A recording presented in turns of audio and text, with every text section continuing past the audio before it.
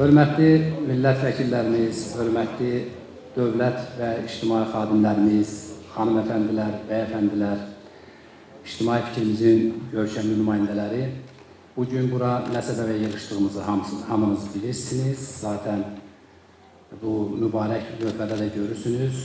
Aydınlıq çiləsinin necəliyinə, nəliyinə inşallah sizlərlə bir yerdə bugün bir daha vaqif olacaq. Fazil Mustafa'nın, hörmətli millət vəkilimizin, komitə sədrimizin fikirlərinin işığında və kitablarının işığında. Gəlin tədbirimizə başlamamışdan öncə şəhidlərimizin ruhuna, sayğı duruşuna qalxaq. Uca Tanrı rəhmət eləsin. Zaten şəhidlərimizin yeri cənnətdir. Dövlətimiz, bayrağımız, millətimiz var olsun. Bugünkü tədbirimizi istedadlı yeniyetməmiz, biraz zərər gedərək gəncimizə deyə bilərik, Mir Nofəlin şur təsnifi ilə başlayacaq. O elə bir şur ifa eləyəcək ki, hamımız şura gələcək, ilhama gələcək inşallah.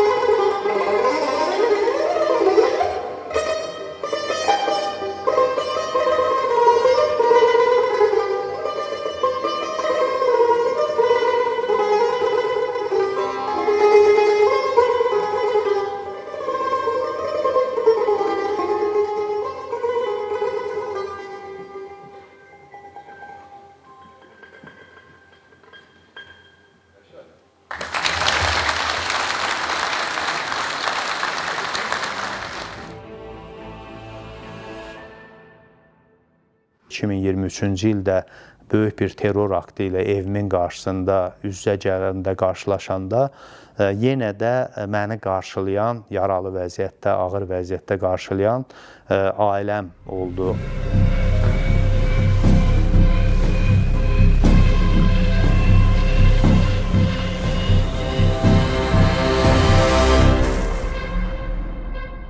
Ardıcıllığının dəymə yerləri, biri bura dəymişdi, biri bura dəyildi. Xoşbəxtlikdən qapının işığı yanmadığına görə atəş açan adam onun maşından düşüb getdiyini görə bilmir. Yəni bu elə-belə sıradan terror deyil. Bu gözlənilən bir terrordur. Çünki ölkəmizdə, mənim son kitabımda da var, cəhalət kolonu. Ölkəmizdə ən böyük təhlükə bu cəhalət kolonudur. Xəstəxanada gözümü açanda belə xanımımı, övladımı başımın üstündə görəndə mən çox biraz rahatladım. Rahat oldum ki, yəni onlar mənim hansı davanın adamı olduğumu, hansı işi, missiyanı yerinə yetirdiyimi çox gözəl bilirlər. Və bu xalqın rifahı üçün, xalqın faydası üçün nələrə qatlandığımı gözəl bilirlər. Mənim ilk çıxış günüm dərin məhəbbət sizinlə Fazil bəyin orta məktəb müəllimi Aybəniz xanımın mikrofona dəvət edək. Orta məktəbdə mən ona dərs deyəndə Fazil hamıdan çox fərqlənirdi. Yəni şagird yoldaşlarından çox fərqlənirdi. Bizim elimizdə belə bir deyim var, deyirlər ki, filan kəs uşağı yaşından irəlidir. Bax, Faiz yaşından irəlidir şagirdidir, həqiqətən. Bu uşaq hər şeyin dərinliyinə gedirdi. Məktəbdə çox hörmətli idi. Hətta bunun əgər bir şeylə razılaşmırdısa, müəllimin fikri ilə belə razılaşmırdısa, o etirazını mədəni şəklində dindirməklə bacarırdı. Yəni, bu cəsarət hər uşaqda olur. Ona görə mən çox fəxr edirəm ki, əgər onun həyatında mənim də azacıq rolum olursa, nə xoş mənə ki, belə şagirdim olur, belə bir hörmətli insan və onunla mən yanaşı oturmuşam orada. Çox fəxr edirəm.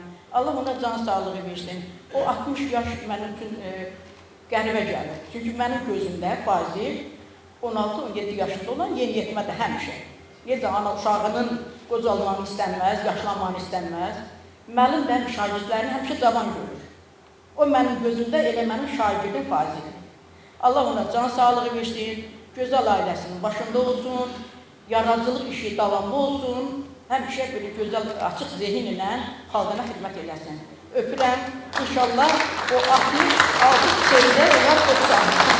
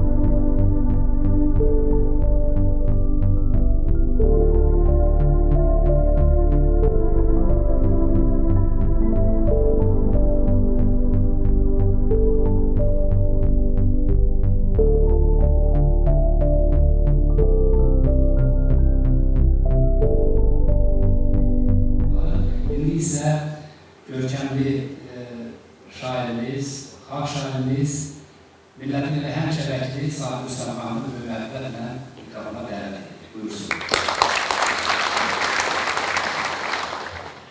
Əziz dostlar, çox hörmətli xanımlar, bəylər, hamımızın bildiğiniz güzel bir söz var, deyir, dostunu göstər, sənin kimliyini deyil. Bu məclis, bugünkü məclis, ən gələndə adamlarla görüşdüyümüz çoxuyla, əslində Fazilin kimliyini və cəmiyyətdə hansı mövqe tutduğunu, kimlərlə oturduğunu göstərir. Bu çox ciddi bir seçimdir və keyfiyyətdir. Fazilin məncə ən gözəl keyfiyyəti onun elə cavan yaşından ziyalı olmasıdır. Ziyalılıq yaşından gəlməz, ziyalılıq başına bir mədəniyyətlə gəlir. İkinci cəhətdən ziyalılığın o cəhalətlə savaşmalıdır. Millətlə düz söz deməlidir, millətlə oynamaq olmaz. Millətin xoşuna gəlmək üçün bugün yaxşı savab söz demək olmaz. Cəhalətə qarşı vuruşmaq, bu da Azərbaycan ədəbiyyatının ən böyük yoludur. Milləti düz yola çağırmaq və millətə həqiqəti göstərmək. İslam dini, müsəlmanı, Allah'a çox şükür, heç şey İslam müsəlmansızdanmır. Amma İslamı bir siyasət alətinə çevirmək və İslamı ancaq qaranlığa xidmət edir. Dünyanın gözündə İslam dünyanın ən mütərəqqi dinidir. Amma sən onu elə vəziyyətdə salmışsan ki, onu karikatura mövzusuna çevirirsən. Bunu kim qəbul edə bilər? Fazilin əslinin mübarizəsi budur. Ona görə də özü namaz qılan və ziyarət eləmiş bir adamdır. Amma cəhalətlə barışmır və cəhalətlə aslında əslində heç bir ağlı başında olan adam, millətin gələcəyini düşürən adam ondan barışmalı deyil. Bir sözlə bilirsiniz, mən Fazilin kitablarının çoxunu okumuşam. Yəni, bu filmin özü də onu göstərir ki, yəni doğrudan da o kitabxana, o adamlarla ünsiyyət, məktəbi ilə, ailəsi ilə. Mən onun anası Kübra xanımı da yaxşı tanıyıram əsrli fazil şeir yazmağı ondan öyrənib gördü. Yəqin hiss elədi ki, şairlikdə anasına çata bilməyəcək, ona görə çəkildi o yoldan. Və yəni Ziyalı ailəsi bu ailənin təsiri ilə böyüyüb. Mən çox istəyərəm ki, Azərbaycan ictimaiyyətində, bizim mühitimizdə Qazi kimi adamların sayı çox olsun. Onun kimi aydın düşünən adamlar çox olsun. Millətin gələcəyini düşünən adamlar çox olsun. Keçmişlə bağlı yenə deyirəm, fikir ayrılıqları ola bilər, amma o fikir ayrılıqları ciddi addımlıqlara söykənməlidir. Həmin can sağlığı arzulayıram, uğurlar arzulayıram. Bugün 3 kitabı təqdim edirik.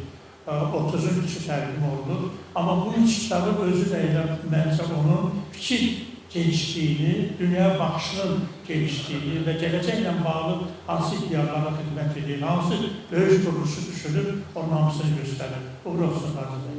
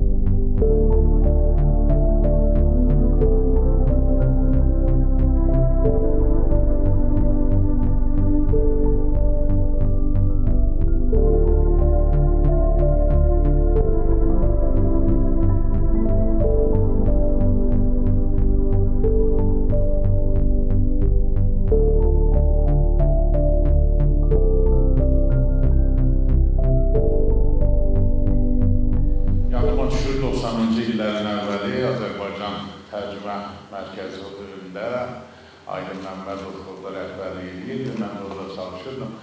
Və Fazil bəy və onun dostları, digər gənclər tez-tez tərcümə mərkəzinə gəlirdilər, Aydın müəllimlə polemikalarda iştirak edirdilər. Və elə o vaxtdan Aydın müəllimin o itibini, fərqli fikirləri, o zaman hələ orta müxalifət anlayışı, bu fikirlər gənclərə də sirayət edildi və Fazil bəyin bu filmin yaradıcılarına da təşəkkür edirəm. Ömür yolunu çox maraqlı işıqlandırırlar. Son illərdəki əlbəttə çap olunan kitablarında və sosial şəbəkədə fəal olması, hər bir məsələlərə reaksiya verilməsi onu doğrudan da həssas bir intellektual olduğunun göstəricisidir və Fazil bəyin xüsusən Azərbaycanın o qaranlıq keçmişi ilə bağlı fikirlərinin çoxu ilə mən razıyam. Bu nə qədər bəzən kəskin fikirlər olsa da. Biz nə qədər ki, bu beyin fırtınalarından, müxtəlif düşüncələrin toqquşmasından aydınlıqları və həqiqətləri axtarmayacağıq. Ona görə bizim aydınlığa çıxmamız çətin olacaq. Mən burada sözümü bitirib, bir daha faydalı təbrik eləməyəm, uğurlar arzulayıram. Bu gördüğünüz Türk dünyasının ilk ortak kurumu olan Türksoy'un başkanı, Kırgızistan'ın geçmiş naziri ve halk yazısı Sultan Rayev'in imzasıyla, Türksoy başkanının imzasıyla Fazil Bey layık gördüğü medallı, Türksoy medallı. Ben icazənizlə onların salamlarını, şəxsən Başkan Sultan Rayev'in salamlarını sizə çatdırıram və bu medalı qəbul etməyinizi xahiş edirəm.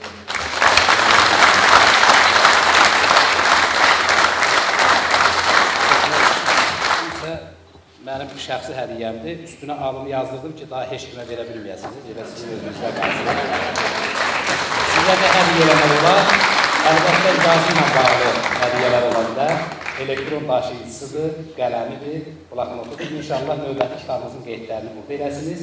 Başqa da sizin tərtiblər var, hədiyyələr var. Arzu xanım dəqiq bilirəm. Başqaları da varsa duysunlar Fazil bəy buradayken. Arzu xanım Bağırova, Regional Hüquq və İqtisadi Maarifləndirmə İctimai Birliyinin başkanı. Lütfən xanım, mən də köməyinizə ehtiyac olacaq.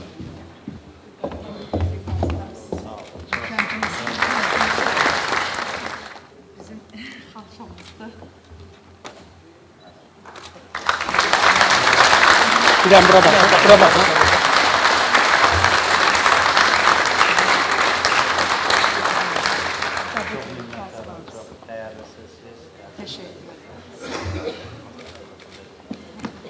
Ehdildeki Fazil 30 kitap yazdı. Laf yaxşıydı. Yazılar tutarında yüzünde. 62 ile bir kitap, 2 ile bir kitap düşür. Sabri, bu bizim sahamızda. Sabri o taraftan deməli Fazil bizim adamdı. Sonra yukarı başlayıb. Öyle değil. Her şeyi belki yazılar tutar. Fazil Mustafa'nın yüzü olsun.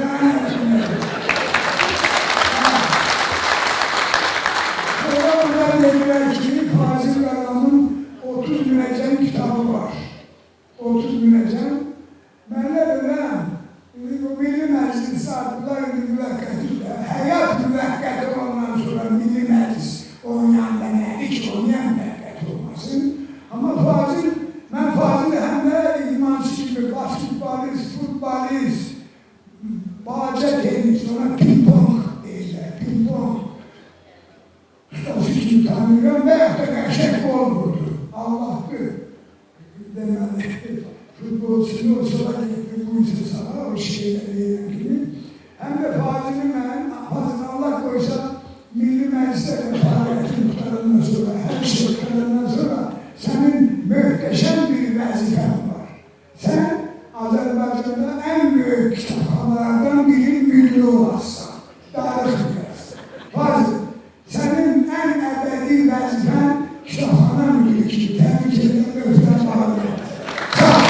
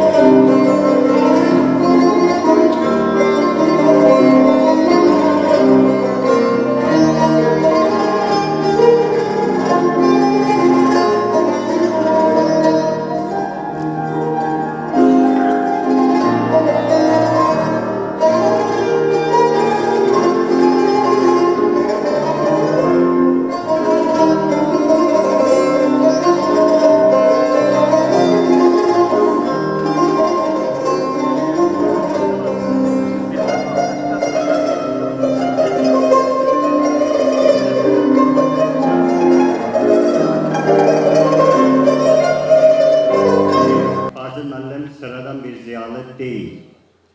Hayata ve insanlara münasibətdə öz düşüncə tərzi və öz düşüncəsi, öz baxış bucağı və öz baxışı olan ziyalılarımızdan biridir. Görünür, bu da onun filosofluğundan irəli gəlir. İkinci cəhət odur ki, hörmətli Fazil müəllim ictimai siyasi proseslərin mərkəzində olmağı xoşlayır. Özündən asıl olsa da olmasa da bir də baxırıq ki, Fazil müəllim bu proseslərin mərkəzindədir. Elə 3 il bundan əvvəl Azərbaycanda yaradılan, başladılan yeni proses, tarixi torpaqlarımıza qayıdış prosesi, bilirsiniz ki, hamımızın həyatına daxil oldu və Qarabağ müharibəsindən sonra Azərbaycan dövlətinin və Azərbaycan millətinin strateji hədəfi kimi Cənab Prezident tərəfindən irəli sürülən tarixi torpaqlarımıza qayıdış, ata-baba yurtlarımıza qayıdış prosesinə ən yaxından dəstək verən töhfə verən ziyalılarımızdan biri də bizim dəyərli ziyalımız Fazil müəllimdir. Və bu gün də Fazil müəllim bu prosesdə bizlə çiyin-çiyinə addımlayır və Qərbi Azərbaycan icması adından buna görə ona mən öz təşəkkürümü bildirirəm.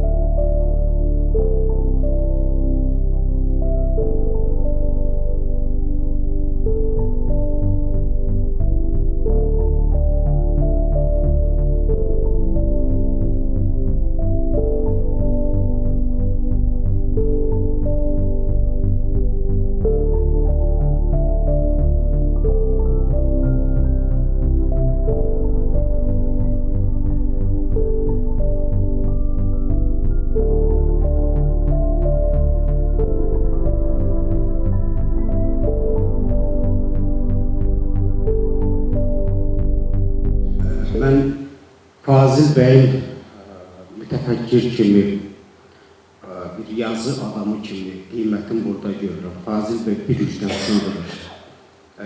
Və mən düşünürəm ki, Azərbaycan ədəbiyyatında, Azərbaycan cəmiyyətində bu cür bütləri sındıran, bütləşmiş düşüncələri dogmalaşmış, ehkamlaşmış düşüncələri sındıran ziyalarımıza bizim böyük ehtiyacımız var. Və mən Fazil bəyin o Nietzsche'nin dediyi çəkicin dəyərləndirirəm, qiymətləndirirəm. İkinci bir məsələyə çox qısa toxunacağım, vaxtınızı çox almayacağım. Bizim dövlət quruculuğu və cəmiyyət quruculuğu, bu çox ciddi bir məsələdir. Dövləti qurmaq, biz dövləti qurmuşuq, bir də cəmiyyəti qurmaq. Siz cəmiyyət qura bilməyəcəksiniz. Qurduğunuz dövləti qoruya bilməyəcəksiniz. Mən ona görə Fazil müəllimi və Fazil müəllimin civarında o ziyalıları qiymətləndirdiyi bu mənim subyektiv fikrimdir və çəkinmədən sizin qarşınızda deyirəm. Bu ziyalıları ona görə qiymətləndirirəm ki, bunlar daha ciddi işlə məşğuldurlar. Cəmiyyəti qurmaq. Fazil bəy, bu yolda sizə güc və uğur arzulayır. Aydınlıq çiləsi, çilə sözü yaxşı söz deyil. Yəni, insan nə qədər kədəri olsa, əziyyəti olsa, əzabı olsa belə, bir sevinci varsa, onun üzərindən danışmalıdır həmişə. Çünki həyat elədir ki, nələr insanın qarşısına gəlirsə, o sonra onu möhkəmlədir. Və mən açığı sizə deyim ki, məsələn, bu başımıza gələn hadisələr, şəxsi mənada, övlad itkisi, güllələnmə, hərbi xidmət, ən yaşlı vaxtda hərbi xidmət, erməni ilə ən yaxın səngərlər, bütün o sıxıntılar, sürgünlər, planlar, müxtəlif həyat şərtlərində yaşasaq da, hər biri bizim, inanın ki, bir aydınlığa çıxmağımıza müəyyən dərəcədə böyük bir töhfə verir. Ona görə də, yəni bütün bu sıxıntılar, bütün çilələr əslində bir də cəmiyyətin aydınlığına gətirib çıxara bilirsə, onu biz doğru qiymətləndirməliyik. O baxımdan da mən bu tədbiri də biraz mütəvazi formada, rahat, biraz sakit bir ortamda bir xatırlama tədbiri kimi düşündüm. APA televiziya təşəkkür edirəm ki, belə bir tədbirdə bu filmi ərsəyə gətirdilər. Vüsalə xanıma xüsusi təşəkkür edirəm.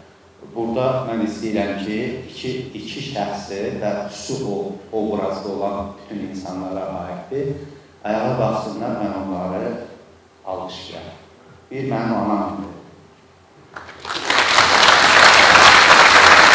Bir də bizim həyatımızda